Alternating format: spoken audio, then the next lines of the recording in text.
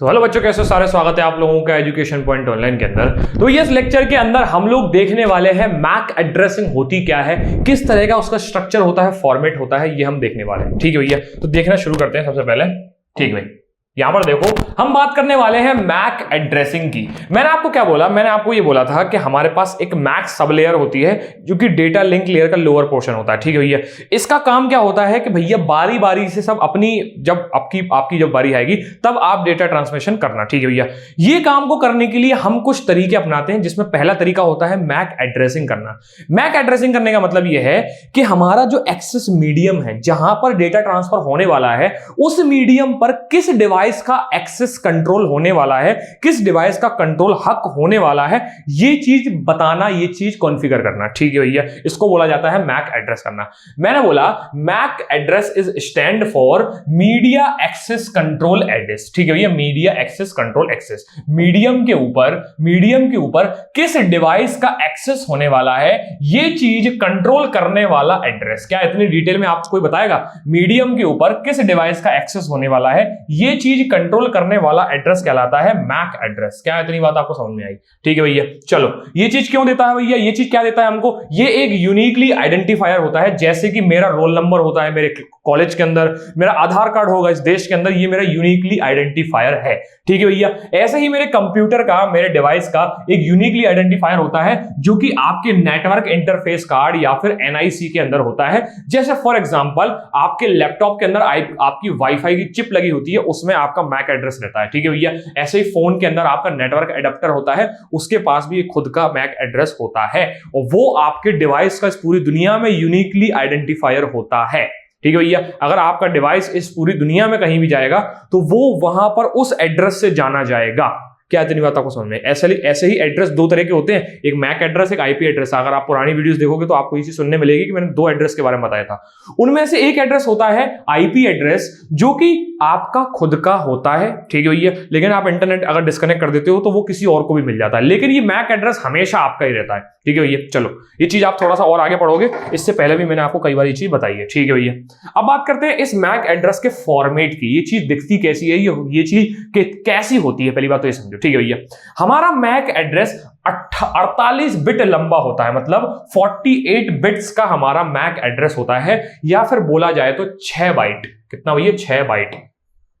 ठीक है भैया, एक बाइट में कितना होता है? 8 बिट, तो 8 6 जा 48, 48 बिट्स का मेरा होता है। ठीक है भैया, इसका मतलब क्या होता है? 48 बिट्स क्या होती है भैया? बिट्स क्या होती है? बिट्स पिलानी नहीं भाई। देखो, 1 0 1 1 ये कहलाता है 1 बिट, ये कहलाता है 1 बिट। ऐसे ही 0 और 1 के 48 कॉम्बिनेशंस को बोला जाएगा 48 बिट्स। मतलब भैया 0 और 1 के 48 कॉम्बिनेशंस को बोला जाता है 48 बिट्स। ठीक है भैया, चलो ये सारी 48 बिट्स जो होती हैं वो 12 हेक्साडेसिमल डिजिट्स को रिप्रेजेंट करती है। मैंने क्या बोला? हमारा मैक एड्रेस 48 बिट्स का होता है, 48 बिट्स का होता है। ठीक है, ये हर एक मतलब 0 और 1 की 48 कॉम्बिनेशन कहलाते हैं हमारे मैक एड्रेस। ये 48 कॉम्बिनेशन मेरे 12 हेक्साडेसिमल डिजिट्स को बना रहे होते हैं। हेक्साडेसिमल डिजिट्स क्या होते हैं भैया?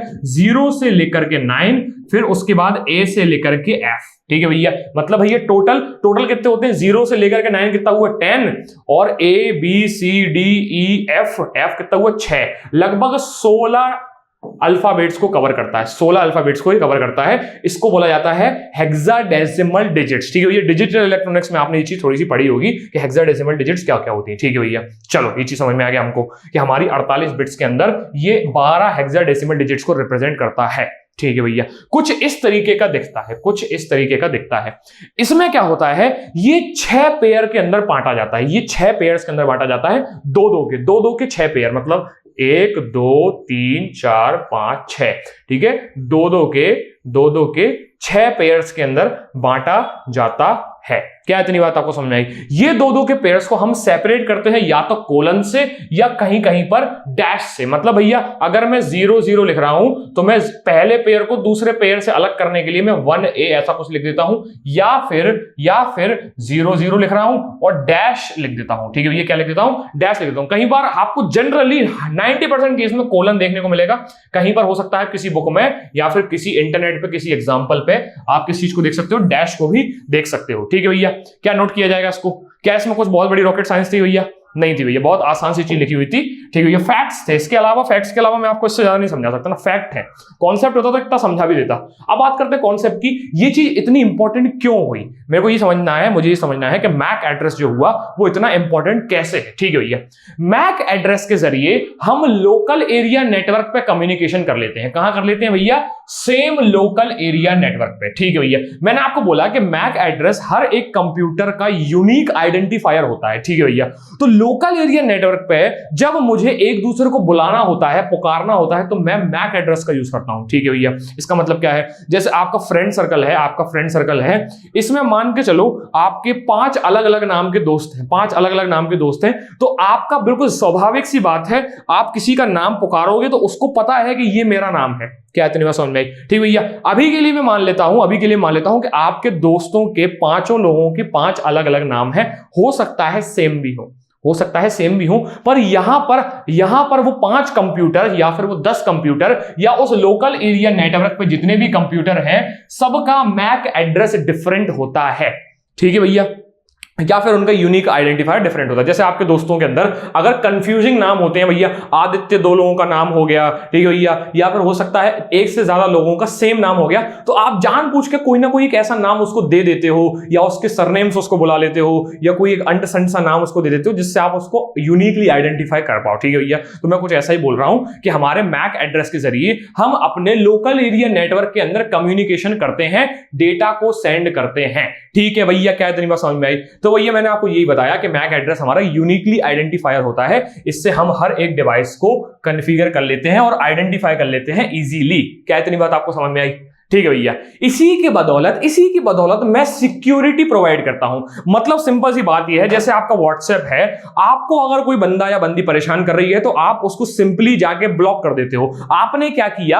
आपने उसके मोबाइल नंबर को ब्लॉक कर दिया। क्या कर दिया? आपने उसके मोबाइल नंबर को ब्लॉक कर दिया। ऐसे ही लोकल एरिया नेटवर्क में मान लो कोई एक फ्रॉड था या कोई इंपोस्टर था। ठीक है भैया, एक फ्रॉड था या फिर कोई एक हैकर था, उसको मैंने उसके मैक एड्रेस को ब्लॉक कर दिया। क्या कर दिया भैया?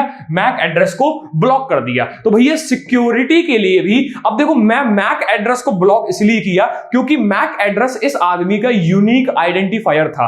अगर अब उसको वापस इस जगह घुसना है तो उसको अपना लैपटॉप चेंज करना पड़ेगा। अगर वो लैपटॉप चेंज कर लेगा तो इसका मतलब दूसरा मैक एड्रेस आ गया। ठीक है भैया, तो जब तक वो अपना मैक एड्रेस चेंज नहीं करता तब तक वो ब्लॉक है। क्या इतनी समझ में? ऐसे ही फॉर एग्जांपल अगर आप किसी आदमी को ब्लॉक कर देते हो या किसी लड़की को ब्लॉक कर देते हो, तो जब तक आप उसको अनब्लॉक नहीं करते वो आपको मैसेज नहीं कर सकता या आपको कॉल नहीं कर सकता, या फिर जब तक वो अपना नंबर चेंज नहीं कर लेता तब तक वो आपको कॉल या मैसेज नहीं कर सकता। तो ऐसे ही इस सिक्योरिटी फीचर के कारण हम लोग मैक एड्रेस का भी यूज करते हैं ताकि हम डिवाइसेस को ब्लॉक कर सकें, ब्लैक लिस्ट में डाल सकें। ठीक है भैया, क्या इतनी बात समझ में आई? ठीक है भैया, ठीक है, पेरेंटल कंट्रोल भी यूज कर सकते हैं यार। पापा मम्मी आपके टीवी पे चाइल्ड लॉक लगा देते हैं। ठीक है भैया, बायजूस के पहले वो आते थे ना, टैबलेट आते थे, तो उसके ऊपर ज्यादा चीजें चलती नहीं थी, उसके ऊपर चीजें थोड़ी सी ब्लॉक कर देते अपन, ये सब कुछ होता है। ठीक है भैया, ट्रबल शूटिंग के लिए काम आता है कि जो नेटवर्क इंजीनियर आता है, मान लो आज आपका वाईफाई राउटर खराब हो गया है और या फिर आपके किसी कंप्यूटर के अंदर इंटरनेट नहीं चल रहा, आपके किसी कंप्यूटर के अंदर, जैसे मान लो आप एक कंपनी चलाते हो, उस कंपनी में 5 कंप्यूटर है और एक वाईफाई राउटर से कनेक्टेड है। मान लो किसी एक पर्टिकुलर कंप्यूटर के अंदर आपका इंटरनेट नहीं चल रहा और आपको ये नहीं मालूम कि कौन सा कंप्यूटर है जिसके अंदर नहीं चल रहा, तो आप बेसिकली जाके आईपी मैक एड्रेस से ये पता लगा लोगे कि कौन सा कंप्यूटर है जहां पर मेरी इंटरनेट की सप्लाई नहीं पहुंच पा रही है। बस इसी ट्रबल शूटिंग के लिए भी हम मैक एड्रेस का यूज करते हैं। ठीक है भैया, इसको नोट किया जाए, इसको नोट किया जाए, इसको नोट किया जाए, इसको नोट किया जाए।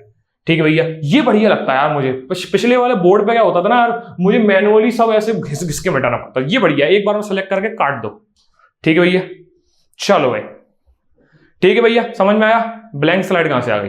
अब बात करते हैं उस स्ट्रक्चर की, मैक एड्रेस का स्ट्रक्चर कैसे होता है। ठीक है भैया, मैंने आपको बताया मैक एड्रेस 48 बिट्स का होता है। ठीक है भैया, हर एक बिट आपके 12 हेक्साडेसिमल डिजिट्स को रिप्रेजेंट करती है। हर आपकी जो 48 बिट्स जो है वो 12 हेक्साडेसिमल डिजिट्स को रिप्रेजेंट करती है, जिसको हमने 2-2 के पेयर में कोलन से डिवाइड कर दिया था।